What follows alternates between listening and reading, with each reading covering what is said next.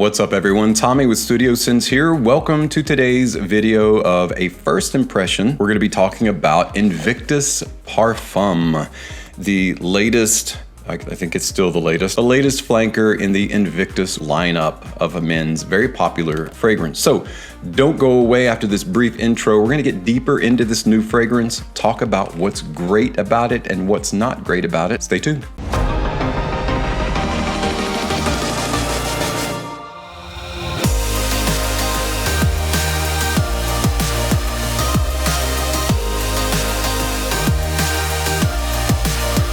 Welcome back everyone to, as mentioned, my first impressions of Invictus Parfum. Yet another Invictus flanker. When I first heard about this, I was a little bit like, really? Another Invictus flanker? Because really when you think about it, it's like movie sequels. I've used that analogy before. It's really hard to be as good as the first one, especially if the first one caused a stir. And definitely Invictus created an icon, really, for men's fragrance because it's such a popular fragrance. You know, you've got Aqua de Jo, you've got Paco Rabanne Invictus for maybe a little bit younger crowd. Definitely the sales aren't anywhere near Aqua de Jo, but it's a runner-up. And so there are many people that have made Invictus, any version of Invictus, their signature scent. What about the latest version, Invictus Parfum? Is it worth picking up? Is it worth purchasing? Or should you just ignore it in lieu of what you already own of Invictus if you're a lover of Invictus? If you're not, why should you maybe give it a second glance? We're going to get into that in detail, but first let's take a closer look at that presentation. The Invictus box itself is mostly just a white box with the PR logo on the top for Paco Rabanne. The front plate is silver and black. It says Invictus with the wings in the background. It is a Parfum concentration, Rabanne in gold, Parfum in black on the front. The sides, nothing doing. On the back is a QR code, scan to experience the Invictus universe, along with some additional information, I think an address at the bottom. On the bottom of the box, you've got an additional QR code. You've got some stickers there, a UPC, and the ingredients listing. The iconic Invictus trophy bottle is reimagined with a defined V-shaped silhouette and a golden cap. Celebration of the impossible feats of the hero within is what it's trying to represent. That gold is a little bit deeper. The glass of the bottle features a gradient starting dark blue at the top and going into a transparent as it gets closer to the bottom towards the round stand. I've always enjoyed the look of the Invictus trophy bottle. This is just a slightly more refined look and reimagined, of course, as a better or stronger standout among your fragrance bottles. I do like the Paco Rabanne logo on the top of the button.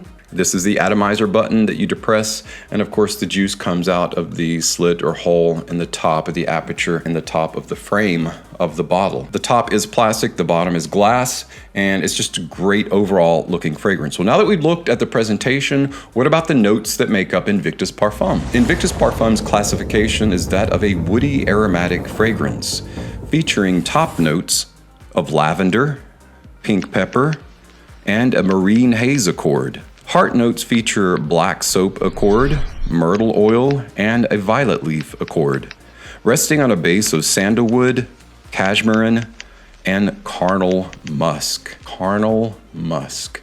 I love how they just make up words, you know, sexy musk. What is sexy musk and where would that come from? A sexy deer?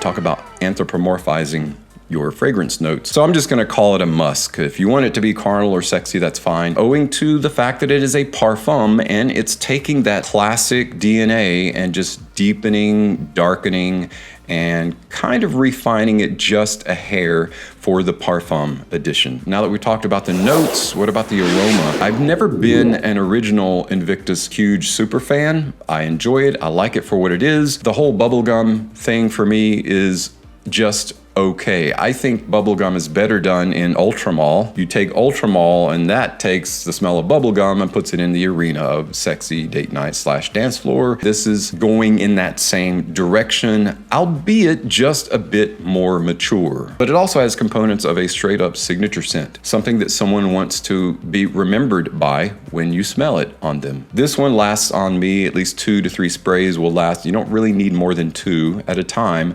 It's gonna last at least 10 10 hours. On clothing, of course, much longer for obvious reasons, with an excellent rounded sillage bubble of about 2 feet or so for a couple of hours. That combination of myrtle oil, black soap, and violet leaf accord gives this a soapy, fresh appeal that just stays and stays. What I love about it is it just screams clean sexy. Some fragrances are just like this musky, heavy kind of sexy, and this is just a clean, fresh kind of appeal to it. I'm not going to use the word sexy again. I think I've overused how many times I can say that in a single video. Now, the lavender and the marine accord in this fragrance are what help keep and subsidize that soapy, fresh cleanness in the fragrance. It is particularly versatile and alluring for the use in date nights, but I would say even beyond that, it is a daily wear, everyday, year-round kind of fragrance. So that's what makes it appealing too, is its versatility. There's so many ways that you can wear this, with one exception. I wouldn't wear it in high heat. Other than that, regular summertime wear, it's going to be fine. Lower the amount of sprays.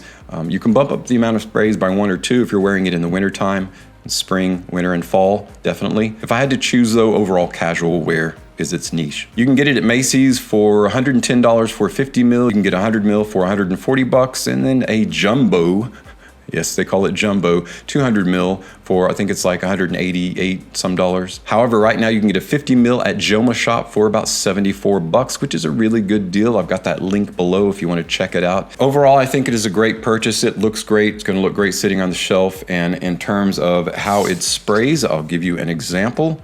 Here, that's the button that you depress and put on this side. It shoots really far. It's not that fine of a spray, so it's going to be putting quite a lot on you. So in terms of parfum concentration, which is up to 40% perfume oils, you want to be careful. Man, that bubblegum is so nice.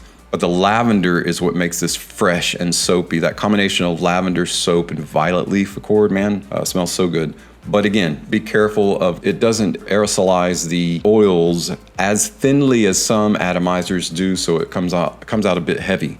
So you want to be careful how many sprays you spray on, especially if it's in warmer weather. Largely due, I think, to the youthful target audience, Invictus has always been a polarizing fragrance. In other words, you either love it or hate it. Those who love it really are vocal about it. Those who hate it are also vocal about it and really hate it for some reason. Never really truly understood that. If you fall somewhere in between like me, then that's a comfortable place to be, and a comfortable place to be if you want to purchase this and own it. I think it is definitely worth owning. I think you should definitely wait until it hits discounters, which it has. You can find this at discounters now. It's been out long enough. Definitely worth owning. Blind buy worthy? Yes, if you are an Invictus fan. If you never tried Invictus, have never had it before, you definitely want to try before you buy, because you may be put off by some of that sweetness and that cloying heaviness that comes across in the open. It does go away a bit in the mid, and the dry down is where you get the true kind of heady Invictus sexy nature, overall nature of the fragrance. Well guys, that's it for my first impressions of Paco Rabanne's Invictus Parfum. Thumbs up, I really enjoy it. If you like it, for those of you that like Invictus, you'll definitely want to try it out and wear it. I think you'll enjoy it equally as well. I just love the versatility of it and the incredible performance that I get out of it. A lot of young people that are just starting out in fragrance, you should try this one.